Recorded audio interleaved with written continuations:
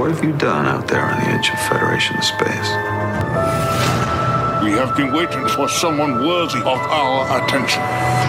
Captain, incoming! Run!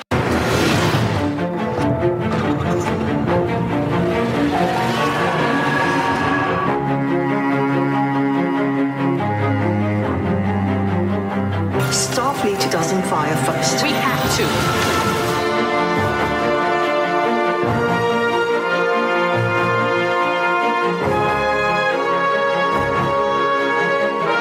I'm trying to save you. I'm trying to save all of you.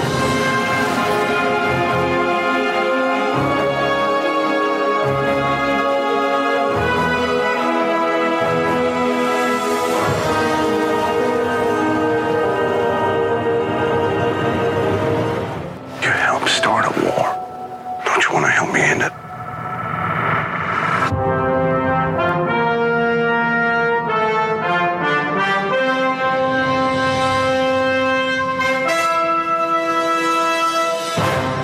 Hello, everybody. I am the faceless emperor of Star Trek Wars Discovery. I'm sorry, I'm not doing so well. Connor just made me watch Will Smith's Bright for our next Patreon special, so I'm sorry. it's undone everything that this episode of Discovery has done for me. I'm sorry. Joining me tonight as my personal guard, even though I'm fairly certain he just murdered one of our co-hosts, it's Jordan. Hi, Jordan. The enemy is here. Oh, hello. That's foreboding. To my left, who, thanks to the Mirror Universe, finally got that sweet goatee he's always wanted, True. my teenage son, Connor. The palace! Stay out of the palace! You guys are freaky today. Welcome back to Star Trek Wars Discovery. The episode we're reviewing tonight will be rated on a scale from 1 to 10 by us, the co-hosts, and you guys in the Star Trek Wars Council that left a rating on our Facebook page. Tonight, we are reviewing the Chapter 2 premiere of Discovery, so let's get started.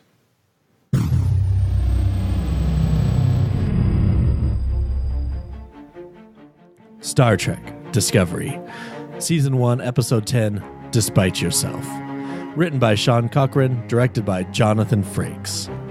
While in unfamiliar territory, the USS Discovery crew is forced to get creative in their next efforts to survive opposing and unprecedented forces and return home.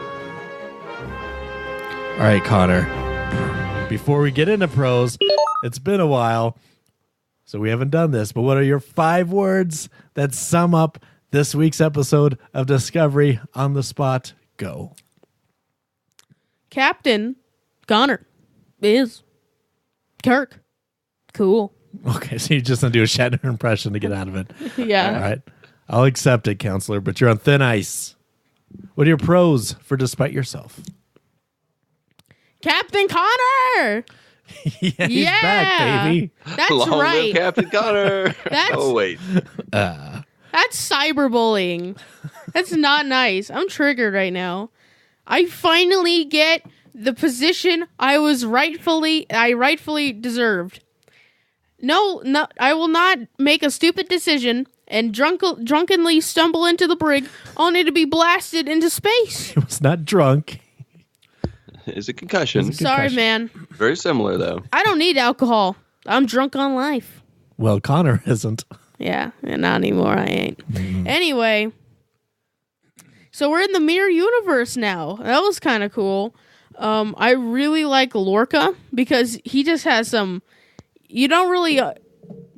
His motives are just so, just kind of mysterious, But yes, there's a lot of interesting theories about a lot of things. Ash Tyler, Bonnie, if I might call him. Bonnie Tyler. Oh yeah, total eclipse of the horrifying surgeries.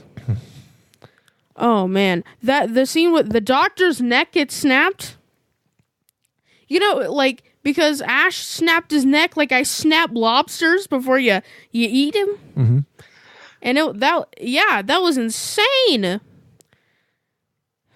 I guess he wasn't his birthday.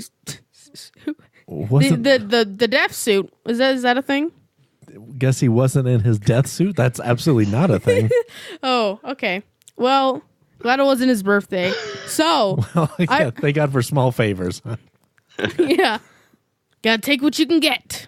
So, yeah, I really liked Spore Drive Man. I've forgotten everyone's name, so call him superheroes. Stamets, yeah, Spore Drive Man. And he was like, what was it called? The Palace, and his eyes were really white, and he became like White Ray Charles. So that was very interesting, and I kind of liked him with the Doctor. So he's really good at the piano now. Oh yeah, the Fortress is a piano man. Hey, Ray Charles didn't do the Piano Man. That's Billy Joel. I thought that was Elton John. Oh God. Oh man, I really You're just need. infuriating me right now. But Dad, we watched Bright though, so that makes up for it. So I'm already started on. It's gonna be a bright, sunshiny day. Ooh. Oof, I can see clearly now, man. The reed is gone. Tag manure. I like that they have to basically adapt. Like Tilly was hilarious Yeah. as Darth Tilly. That's what I call her, because she's just like, everyone has to be like this weird bizarro version of themselves. I wish she sported like a goatee or something. That's like, yeah, that would be so cool. So I just really enjoyed her scene where she like really, like her first scene where she was like, hey, what the heck? Hold your horses. And that was so funny. great. But then she just like really grows into the role and actually kind of becomes a captain. And that's so cool because in the dark timeline, apparently she's like, she's assertive. She has like all these names and stuff, like the butcher of this, the witch of that. The Slayer of Sorna Prime and the Witch of Warna Minor. Yeah. Nice. That's so cool. Captain Killy. Captain Well, that's Killy, original. which I really like, because that's just like so just weird.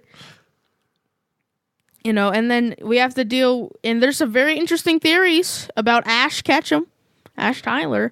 'Cause- Yeah, Connor, Connor has been out of the loop on this. That's been circling around, this rumor that's been circling around forever. That Ash Tyler is actually Reed. Yeah, that Ash Tyler is actually Malcolm Reed, 120 years old. Well, they made him shorter, so it can't be Reed because he's still way taller than Reed. So that myth is busted. Yeah, they'd have to remove his spine for him to be Reed's size. Did he have one to begin with? Walking around like Dorf.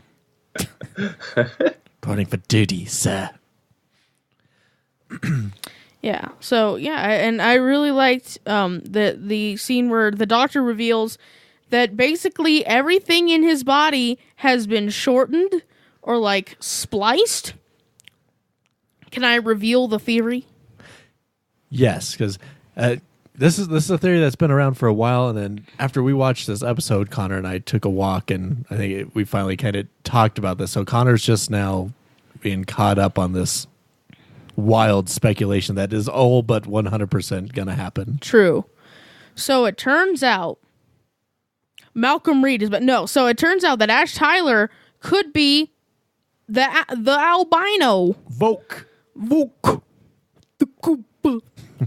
Yeah, because the scene where he walks into Laurel, and she's like, I won't let them hurt you. And he's like, what have you done? Yeah, and then she starts talking about in Klingon, and then he starts talking in Klingon, but he's talking as Volk. Yeah, she's like, whom do you serve? Whatever. He's like, King Lester. He sounds that's Voke. Yeah, he sounds like an old man. King Lester, my spleen. But I like Yeah. that was definitely Voke's voice. Yeah, and I think that's a really good theory, and because when in the maybe second episode. It's been a while since we watched these, Yeah. but we haven't seen Voke since episode 4. 4. All right. And then Tyler pops up in episode 5. Right. And because she says, because Voke says, what do I have to give up? And she's like, everything. Everything is going according to plan. Jordan, my evil machinations. Okay, so Jordan, did you happen to come up with 5 words? I did. Long live the Terran Empire. Long live the Terran Empire. Excellent. I like that we know where we are. They didn't waste any time. We get right to it. And we get right into the mirror universe. That wasn't exactly where I thought they were going. I know it was a distinct possibility. I thought they might just go for a different universe. But we've already established the mirror universe. We know kind of what it is, what the rules are. So the way that they did it, I actually really liked. We get to see a worker bee for the first time. They were referenced, I believe, in the second episode. So it's nice to see it actually used, how it works. It's got the little power glove set up in there. That was cool. Oh, wow. And, that was Nice. I thought you'd like that. Yeah, I remember there was a commercial in the 90s for the Power Glove and the cool kid. Oh, it was that Nintendo movie with the Power Glove. The Wizard. The Wizard, With thank Fred you. Savage. Yeah, some of us lived it. And and one of the lines is, "I love the Power Glove. It's so bad." Connor references the 90s more than we do, and probably because we grew up in the 90s and 80s. Yeah, you guys So- weren't there. I like the Captain power. Killy, I thought was great.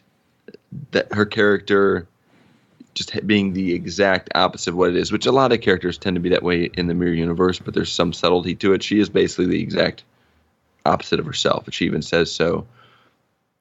She stabbed her superior in bed while they were sick. I thought that was pretty awesome. And then the nicknames they went through, she had a couple lines in there. The one where she said, where Connor is disrespecting Berm. She said, "I'd cut out your tongue and use it to lick my boots if you said that to me." So she's just totally getting into character. And I just like it when actors can play, different ranges and be able to do almost a completely different character of themselves. So I think being in the mirror universe and that's the other thing I like about it is we're going to be in the mirror universe for at least, I think, probably through the end of the season, at least the next 2, 3, potentially 4 episodes, if not more. But I like that it's not just a one part, Right. just a one shot. Like Deep Space Nine continually went back to it, and it becomes convoluted the more you start returning to it and going back. So this seems like they're there. They're going to be there as long as it takes, and then they'll get out, and that's probably the last we'll see of it, which I'm totally fine with. Mm-hmm. But just it's fun playing in this mirror universe and watching these characters interact. And it's going to get even crazier, honestly, because they talk about switching places. And in the original Mirror episode, we get a transporter accident, and we see characters swapped from one ship to the other.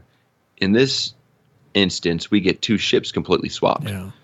Is what it sounds like on what Saru's theory is anyways. And it makes sense that the ISS Discovery is in our universe now. So we may get an episode dealing just with them, or at least parts That of it, I would be hope. so cool. It'd be interesting. Yes. So I'm really excited to see where that goes, because this is kind of a different spin on what we've seen in the mirror universe in that regard. So it lends itself to being able to do some really awesome stuff without having to break rules or continuity. I also like the Defiant tie-in. Mm-hmm. Maybe we'll find out exactly what happened to the Defiant. I know in A Mirror Darkly we get some references to the Defiant and how it gets transported, back in time from the future via, I think, spatial interface is the term that they use. So I'm interested to see more about that. That tends to be that string that ties the mirror universes together is the Defiant. They bring that up quite a bit. So hopefully there's a story there that they can tell that's interesting. I thought the Vox stuff was kind of interesting that we're actually finally getting to the meat and potatoes of it. And there's like a 99.9% chance that is Vox, just with whoever Ash Tyler was laid over his consciousness. And there's a lot of complexity here because it seems like it didn't go according to plan. And she gave him kind of the wake-up signal to activate him. And he does snap Culver's neck. You see that kind of flash. And he has those words running through his mind, but he still seems like he likes Burnham. He kind of does the "I love you, I know" thing with Burnham. So it'll be interesting to see where that goes when she finds out, how she reacts, if it ever comes up. So there's just so much going on here. Probably my favorite thing this episode is actually Captain Burnham. Her playing her mirror self. I thought that she does an amazing job with that. She assesses the situation extremely well. She's pulling up the logs. She knows that that the captain is actually Tilly and not Lorca. So she kind of gets them out of trouble there. And there's just a couple shots, just even without saying anything, where she beams onto the Shenzhou and she's like looking at the security officers and they kind of look away from her. So she's kind of like sizing up who she is in this universe, how much people fear her, and kind of how she needs to act. And the fight scene in the elevator I thought was great with Captain Connor at this point. I thought that was a very well shot scene. That fight was incredible. Probably the best elevator fight scene we've ever had in Star Trek by far. Beats the Data Wharf one by a mile. And Jonathan Frakes, I thought, did a very good job directing this episode. There's one or two shots that were a little dizzying, which I'll get to in the cons. But he's a very good director. He's done movies, and he brings in that cinematic feel to the episode. And he's obviously a Star Trek veteran. This is, I think, only the second episode of Star Trek he's actually directed. The first one in like 22 years or something like that.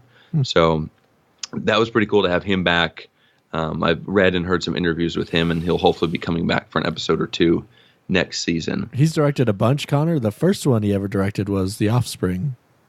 Yeah, that's right. Oh, that's the one with Data's. Yeah. Yeah, this is the first one. I think the last one he did was Prototype for Voyager, so it's like a 22-year gap. He did 2 movies in between then, but so he didn't it's do cool to any have Enterprise him back in Star Trek. That's probably. Oh, he was an Enterprise. He was an Enterprise, but he didn't right. direct any. Oh gosh. Neutral zone wise, Culber's neck making like a Rice Krispie treat and going snap crackle pop was surprising. And it's only neutral zone because, I mean, Star Trek's kind of got out ahead of this and said that we're going to see Culber again. So it'll be interesting to see in what capacity. Mm-hmm. The shock of it definitely played really well. So, I mean, he wasn't my favorite character, but I feel like he still could have been utilized more. They didn't quite use him a lot. So I was kind of sad to see him go, but I think the shock of it played really, really well. And this show has done a very good job of keeping the viewers off balance with that. Hey, Jordan. So, what's the greatest crunch in the world? What's that? I said, what's the greatest crunch in the world? I don't know. Captain Crunch? Captain Crunch. A.K.A. the doctor's necked. Yeah, I hate to see Culver go, but I love to watch him walk away. Connor dies again. That's neutral zone? It's neutral zone because... How dare you? I'm sorry, Connor, but... No one loves They bring me. him back. He has to die. I mean, he can't continually question Burnham's authority. But I really like that actor. They had him on After Trek after the episode, and he was hilarious. And he was talking about the fight scene and how he accidentally punches Sonequa Martin Green in the face when they're shooting that. And she liked it. She's like, "Oh, this is awesome! I've never been punched before." And so he was just hilarious. He was cracking me up. So it's sad to see that actor is not probably going to be involved in Star Trek Discovery going forward, because he seems like he'd be a really fun guy to have. Because Discovery's writers are a bunch of hacks. Which he probably still will be at the conventions anyways. But don't count him out. I had a couple questions in regards to the episode. Maybe you guys might want to have a crack at. Yeah. There's a scene where Tyler's sitting there and he's drinking something, and it looks like Aractogeno, which seems like a real dead giveaway. Mm-hmm. It could have just been coffee, but it looks like he's drinking Aractogeno. So that told me 100% that he's probably Klingon. And then kind of what do you think the Discovery's up to in our universe, in the Prime universe? It's interesting with the Discovery because they kind of almost have the same agenda as we do, at least in terms of the Klingons. Yeah, they could be winning the war for the Federation, not even realize it. It's fair. Yeah, but I mean, they're going to catch up with them, Starfleet, you would think, and tell them that they need to report to Starbase 46. And this Discovery doesn't have the spore drive, I don't think, because they don't know. They don't anything about have it. Lorca. It doesn't sound like. So either. what if this Discovery is destroyed and the Federation thinks that the Discovery's gone and all hope is lost until the Discovery appears above Earth in the finale with the information to win the war. Wow. Oh my god! And then I think the only other one I had is there's a line in there where they say we could literally meet another version of ourselves, which I think definitely sets up. I think that's going to happen, and I don't know who all it could be at this point because we don't know who is on the Discovery, the other Discovery, the Mirror Discovery at this point. So it'll be interesting to see who's on that ship, Neelix, who the Emperor or Empress is. I have. That seems.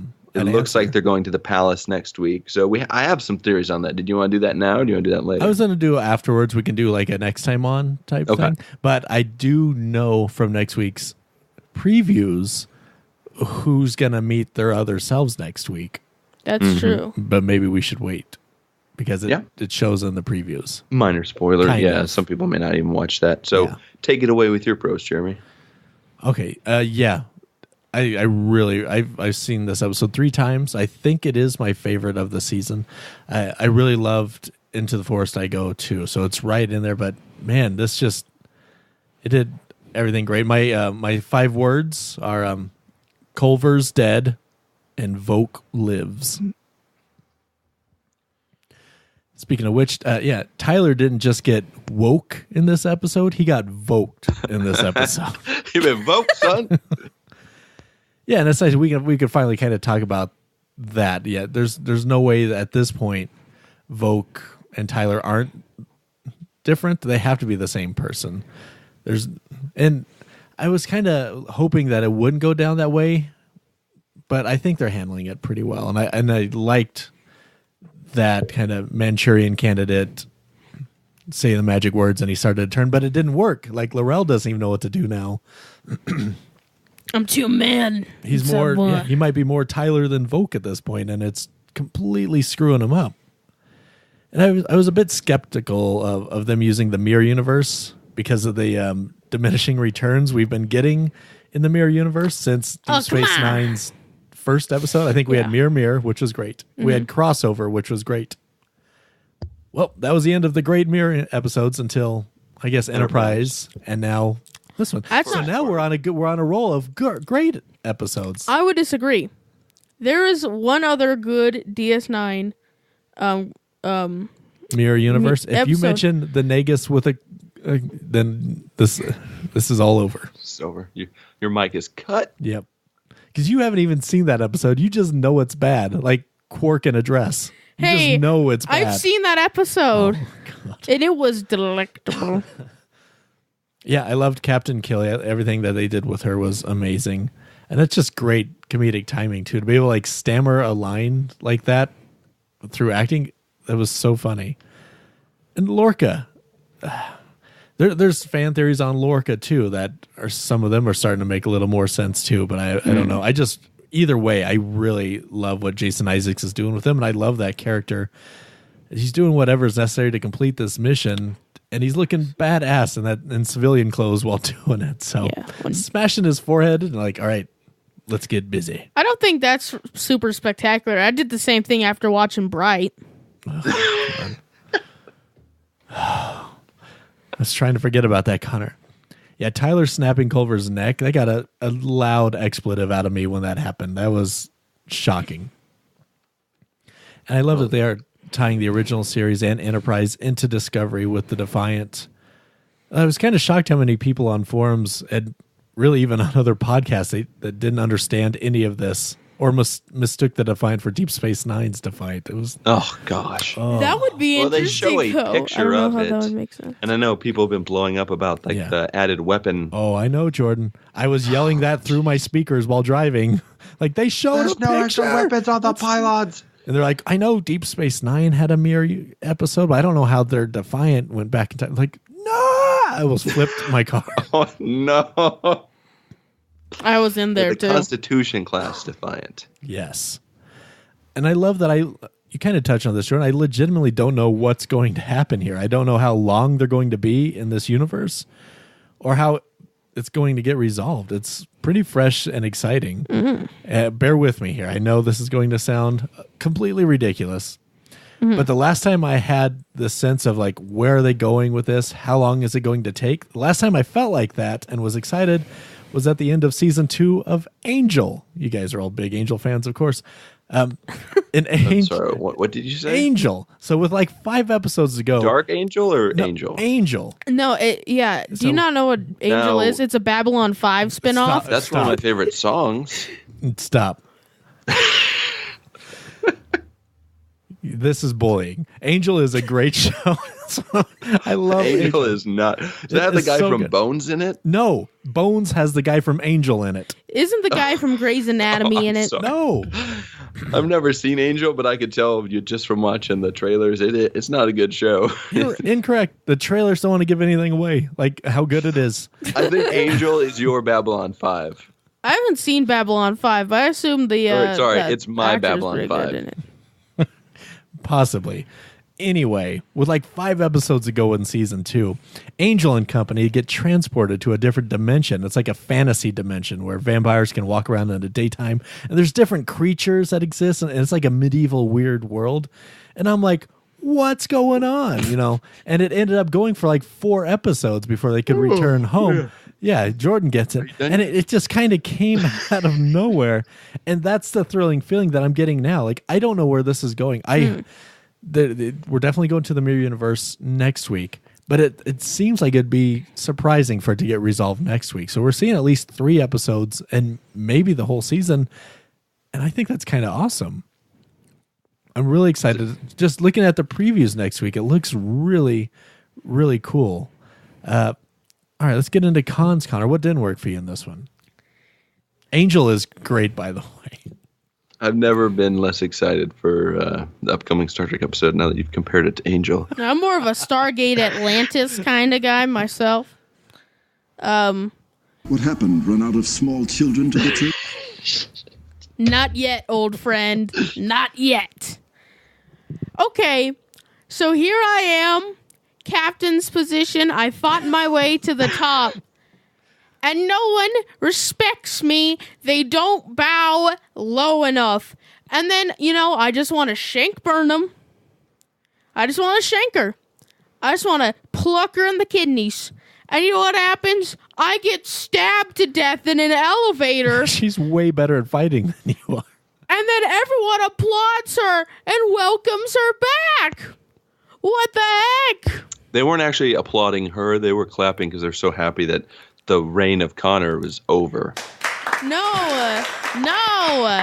My reign of spicy memes and puns Yeah, they were sick of will it. never be over. But my prequel jokes will always be funny, guys. I swear. Oh, man. That's my only con. But I do have a neutral zone. Mm-hmm. Like, I'm actually kind of excited that it's in the parallel universe, but I wish maybe it was like another kind of parallel universe. Imagine a parallel universe, but everything is pasta related. What if you found a pasta version of yourself? That CGI budget would be off the chain. What if they actually found Earth and it's like a bowl of pasta? Or a meatball. Or it's a meatball with sriracha. Get out. All around it. That's the ocean. The ocean is sriracha. Like, wouldn't that be a little... I mean, I think... Do you honestly believe if they got back home to Earth and it was a meatball, people would be okay with that? That's the end of television as we know it. I mean, we found Stranger Things. Oh, why? I didn't even intend to do that reference. It's just 2 words. That's actually a spoiler for the 3rd season of Stranger Things. Sorry. So Yeah, they go to the true. upside down and everything's positive. Yeah. I think, did you watch Cloudy with a Chance of Meatballs recently or something? No, but I have watched Stranger Things. Sounds like you're drawing heavily from that. Yeah, in my crawl space is the portal to the upside down. So, yeah, I don't know. Maybe they just could have done maybe a new parallel dimension. You kind of live in the upside down in this house, Connor, because all the rest of us live above you. Listen, I will fight my way to the top one day, and I will get my All right, revenge. yeah, you meet me in a turbo lift, and we'll see how that ends up. Jordan, express your outrage. I don't Well, you're right. I do have some outrage. I am a little mad, and I'll give it about 2 more weeks. But we have not seen Landry yet, and it's making me a little upset. Now, I'm guessing, just by Mirror Universe logic, that she's on the ISS Discovery in our universe. So I'm holding out hope. If we don't see her, I'm going to be furious. So I'll hold back. But if we get through this arc and there's no Landry, I'm writing some nasty letters. I've already written them. I'm actually going to send them if it happens. If we get her back, she's going to pull a Connor and be dead in 3 minutes. That's probably true. I'm being bullied. Just being killed. I would say that the spinning camera shots were a little much. There's 2 of them. One towards the beginning where Lorca's showing Saru and Burnham the mycelial network map that he was working on. It does go on a bit long. It goes on a little long. It's a little fast. And it kind of that dizzying experience. I don't like a whole ton of camera movement, especially for still shots of people talking. And they do that same shot, especially when it moves around a lot. And you can tell there's just someone holding a camera moving around in a circle or it's on a crane or something. In engineering, when she's talking to Tilly, it happens again. And it's just kind of, I don't know. That's just my personal thing. And I don't typically notice a ton of different camera shots. And when I do notice it, it's usually a bad thing. Because that shouldn't be what you're noticing on first watch. Right. Now, if you're into filmography or whatever and the cinematography and you're watching it for that, then sure. But it definitely went on a long time. And I was just like, whoa. Aside from that, I thought Frakes did an amazing job. I know they're on a very strict timetable for these episodes. But that elevator scene made up for everything. I thought that was a great fight scene. And everything else I thought was great. This was one of my favorite episodes so far. For sure. The only thing is time-wise, I was in Vegas this week for work, so I had to watch it in the hotel, so I couldn't blast it and get the full enjoyment out of it. And then I watched it before we recorded today. So I would have liked to have seen it at least one more time and had a little more time to think about it. But so far, it might be my favorite. And definitely, I haven't been as excited to see where we're going. I don't think at all with Star Trek that I can remember in the longest time as to where this is going right now, because like you mentioned earlier, we don't really know where it's going, and I'm pretty sure it's going to be awesome. So any cons from you, Jeremy? I don't really have a lot of cons from the show. I could definitely see how people can be upset at the death of Culver. Triggered. Well, being half of the only gay couple in the history of Star Trek, and happens to be a minority. I think it's pretty safe to say this isn't the last time we've seen that character. And like Jordan, you said, they basically come out and said that. Yeah, and Connor's not a minority. He's been killed twice. So I said Culver. They're I know, but Connor, I'm saying they're killing all kinds of people. Main characters. Well, yeah, He's not a main character. He's been in 3 though. episodes. Yeah, He's been in 2 different characters. 3 minutes of 3 episodes. They killed Landry too. You don't hear me complaining. Actually, you do. But you don't understand. That's all we hear you complain about. You are never a captain, It's Jordan. true. You would never understand. She was the a step power. away. She was like the captain's mate. Literally. In both senses of the word. But no, yeah, I don't think there's a ton of cons in this episode at all. I definitely want to talk about the Emperor situation and where you guys think it's going, if that's all the cons that you have. Well, my biggest con really, it doesn't even come from this episode, but from people's reactions to Culver's death and to the show in general.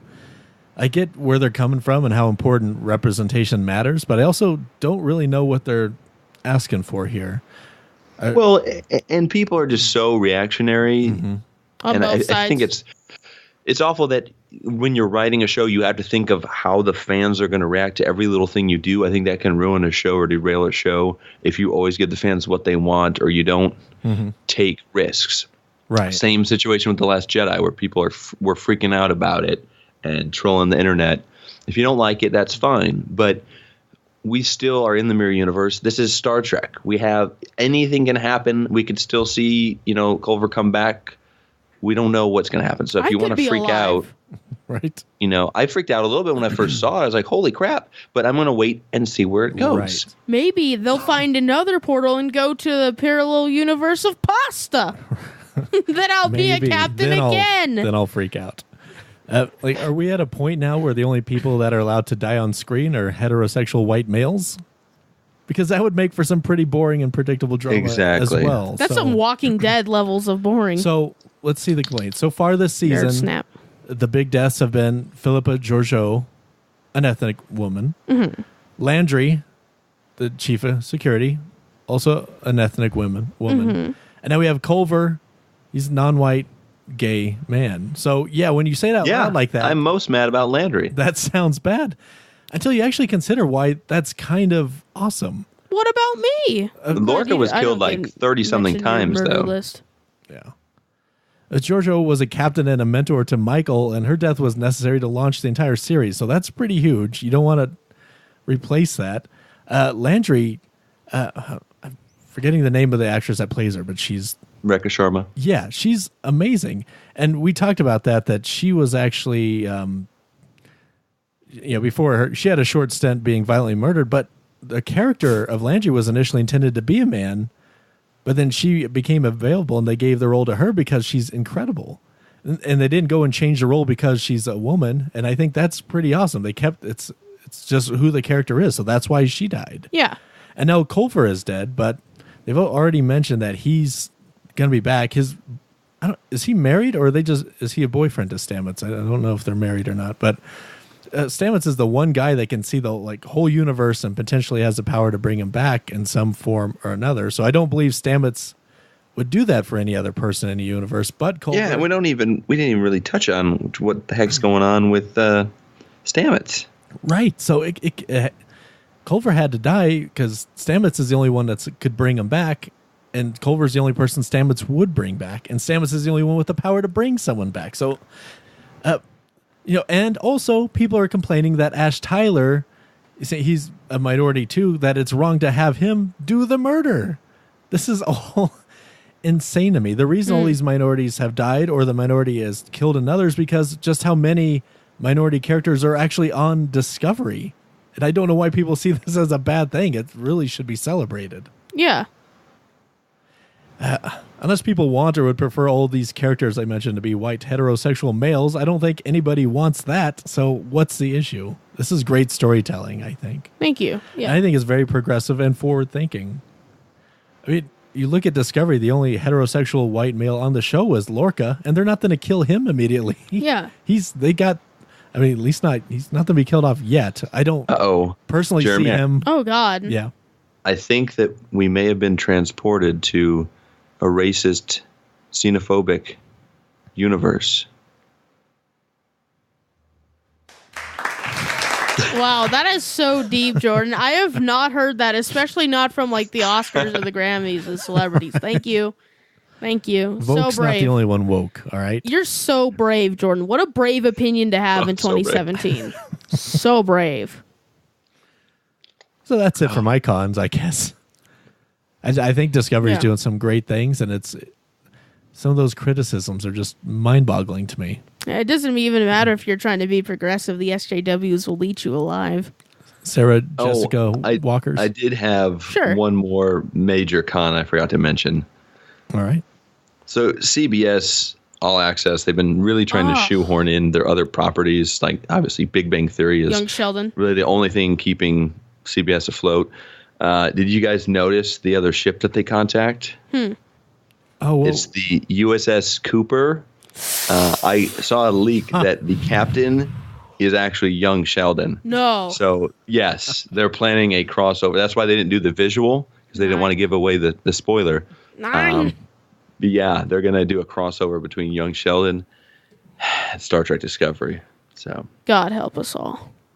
Well, between that and the Meatball Earth, I think this show will be synced. You people awful, need to wake up. The world is a meatball. Round earthers are wrong. The world is a meatball, people. Wake up to the spaghetti gods. All right, Connor, let's go ahead and rate Despite Yourself. What'd you give it? I give this episode a 9. A 9. I will never forgive you. Okay. for the death of your son? Yep. 9 2 dead Connors. Jordan. We'll call him 2 Dead Connor. I'll give it a 9 as well. I'll give it 9 invitations for calamity. Hey, that's my CBS comedy show. Invitation to Calamity? 2.5 Connors. Con, con, con, con, con, con, con. Con, con, con, con, con, con, con. All right, so I give it a 9 also. 9 removed tongues. The Star Trek Wars Council. That's hot. You have an average score of an 8.64. Strong. Yes, let's hear from them now. Tyler Harris says, I really love this episode and I am tempted to watch it again. Do it, Tyler. I love Mirror Universe episodes. I thought that episode updated some of the elements, such as the agony booth, made it look and feel like the torture was worse than we have previously seen. I enjoyed the callback to the Defiant. I noticed that they purposely kept the Emperor's name a secret, so that makes me wonder if he or she is a descendant of Hoshi Sato.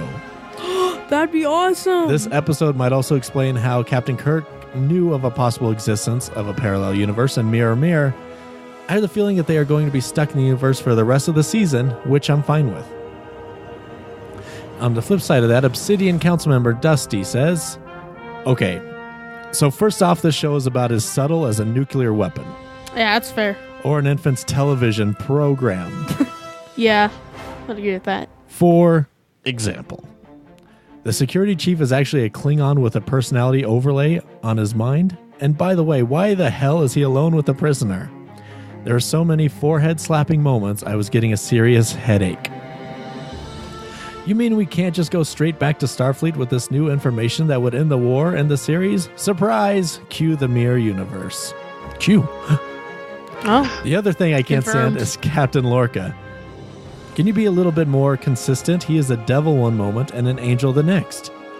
Then an a-hole, and then he is friendly as all get out. He is all over the place. Maybe some time in an agony booth will help him rein in his character and be a better captain. There were a few things I liked. The fact that they referenced the Defiant, the fight scene in the elevator was very well choreographed. Overall, the only like to way think so. I can rate this is with a 3. 3 what the hell slaps to my forehead. And finally, Will Flora says, this one was a surprise in a few ways. Most of all being Captain Killy, of course. The killing of Dr. Culber was shocking, but in a good way. It was completely unexpected and gave weight to a character that felt was caught between main cast and series regular. The overlaying on top of Ash Tyler was a better option than surgically alteration of Voke, as it gives a reason why the initial scans didn't reveal any foul play. Michael seems to fit into the Terran Empire better than she should, but it's definitely taking a toll. And Lorca, well, I think we all know he's a bit off more than he can chew with this stunt. Great episode. 9 people Burnham is going to have to kill again. All right, next time on, let's go ahead and speculate. Jordan, you told me that you have an interesting theory about who this Emperor is, so lay it on us. I actually made a list of people who I think it could be, but I think given all the information that we have, I've mapped out this grid of names, crossed things out, done a few calculations, and I believe that since we have not seen this character yet, and not since early on in the series, and because she's such a fan favorite, that, drumroll. Oh, yeah. Get out your crickets. Landry is going to be the Empress. Of course. Well, I have my own theory. That's a shot. I have not heard that one yet, Jordan. That is the one. This is like Star Trek's version of the Snoke theories, man. They're getting crazy. But honestly, I have a list of 4 or 5 people that I think it could realistically be. Snoke, Mace Windu. Giorgio is probably the most likely just because they got Michelle Yeoh. And I feel like for the amount of publicity they were doing and just listening to her talk, that she probably has a bigger role. And she did say that we would see her again. I know we got that holographic little message, but I don't know that that's what she was referring to. I think that was a nice way to make it seem like that was the last time we were going to see her. But it makes sense. I know Hoshi Sato's been thrown around, but she would be extremely old. Yeah. Like she'd be over 100. And what we know about the Mirror Universe is that you don't live long. Now, the fact that it's a faceless leader, they say, means that she could be off and hiding in this palace. But I don't think they're going to go that route, honestly. The one that I I haven't even really looked. I haven't had time because I've been working and traveling. But I think Captain Pike could potentially, because we don't see him ever in the Mirror Universe. He's clearly high up within Starfleet, and I would love to see evil Mirror Universe Pike, because he probably wouldn't be in a wheelchair. So I think that would be cool. Jordan, people in wheelchairs can be evil too. It's 2018. Do you want to see burnt face Pike who can only beep? Like, what's he Believe gonna me, do? Beep at them harshly? people in wheelchairs can be evil. There's a character in Bright. No, His name was no, Spicer. save I it. had never before seen 3 beeps from Pike. One's for yes, 2 for no, and 3 for Agony Booth. The only other one is that Burnham is presumed dead in this universe. So it could potentially be, and they have that line of, we could potentially run into ourselves in this universe. The whole thing could collapse and it could be another Burnham. So I don't know. Those are just the ones I thought of. Like I said, I've had like 10 minutes to actually think about this. So what are your theories, Jeremy? Do you have any, Connor? I have one. Besides, Giorgio is obviously, I think, the best choice. I think what's going to happen, but I have a couple other alternatives. I have an idea. This faceless leader, Vladimir Putin. Okay. Thanks, Connor. You're welcome. I thought you were going to go with a third Connor, but Yeah, that would have been incredible. Sure, they killed my clone, but I'm still alive. I think it would be cool if it was Spock, but it's not going to be. Yeah, that. Well, I mean, they can doesn't get add up. What's his face? Quinto. Zachary Quinto, who plays Spock in the Abrams. I Oh. thought you meant, Tarantino. I thought you said Pinto, like a Pinto Yeah, bean. Tarantino. We're close friends. I just call him Quinto for short. Quinto Tarantino. He hates it. That was one of his demands if he's going to direct the next Star Trek movies, that he has to be in Star Trek Discovery. Now the other one, and this is a bit spoilerish, but this is just from, I don't know anything but next week's preview. True. Which is awesome because we see an Andorian in next week's preview. The back of an Andorian's head is walking, which is awesome. Shran. It could be Shran. It's that Andorianism. But what if Shran? Oh, that'd be so amazing. It won't be, No. but it could be. And then also, we were talking about earlier, one of the characters is going to meet themselves next week. And I know who it is. Who? Ash Tyler. He will be fighting Voke next week because Voke is at that palace. He may be the Emperor, or he might be part of the Emperor's Guard. But in the previews, Ash Tyler is fighting an albino Klingon. What? And he might not even know he's What? facing himself, but you're going to get Ash Tyler versus Voke. And that's Or cool. Vogue versus Vogue. Yep. But at the very least, I think we're going to see, you see goateed Sarek. So we're going to see Sarek, Voke, and Georgiou at that palace. And I think that would be incredible with Andorians. That's exciting to me. And Vladimir Putin. Shut up.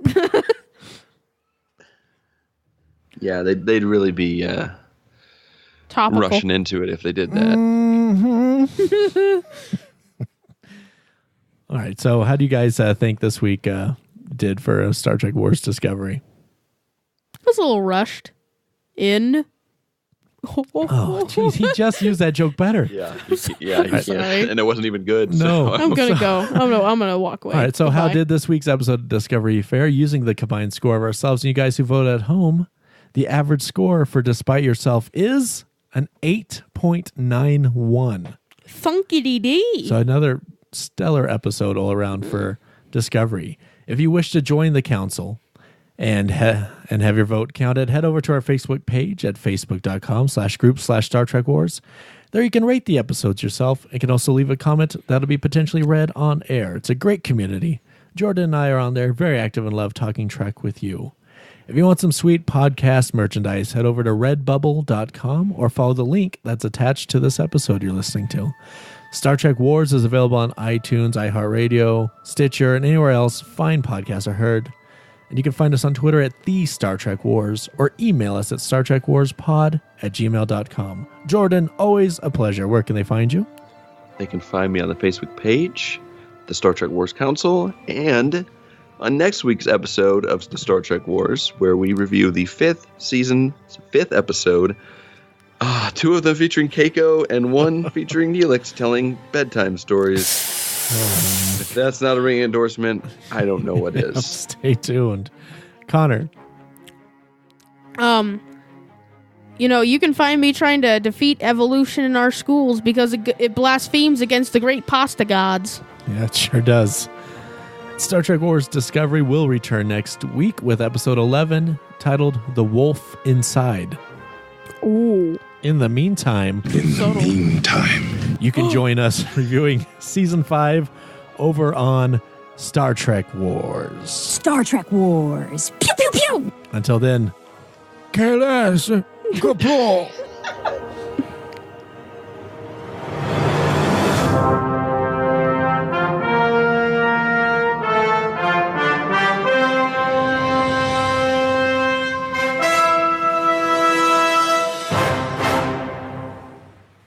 Well, that'll give me a chance to tell my story about the spaghetti supper. Okay. And my story about Uber. Every freaking year, there was a spaghetti supper. I don't know why that's a thing, but my grandma worked at the local high school to help put the spaghetti supper together. Before we went, my mom would not let us leave the house until it was perfectly clean. And so we had to clean the house like the president was coming over, which used to be an honor. But so we clean the house and we finally go to the spaghetti supper. And my grandma, I guess the moral of the story is if there's leftovers, my grandma would keep them for forever. And we went to her house one time, and this was in the 2000s. We opened up her freezer, and there's frozen spaghetti in there, labeled 89, 90, 91. So we would never eat spaghetti if my grandma was making spaghetti because it was 15-year-old freeze spaghetti. So it was disgusting. But we used to give my mom a really hard time about making us clean the house because we're like, oh no, what happens if we come home and someone's robbed the house or something like that? And we just never understood why she wanted the house so clean before we went out to the frickin' spaghetti supper. So someday I'll get an answer from my mom, oh no, the robbers will come and see how clean the house is, and oh my gosh, you're gonna find out that she's from the spaghetti universe. Yes. Thanks for listening to Star Trek Wars.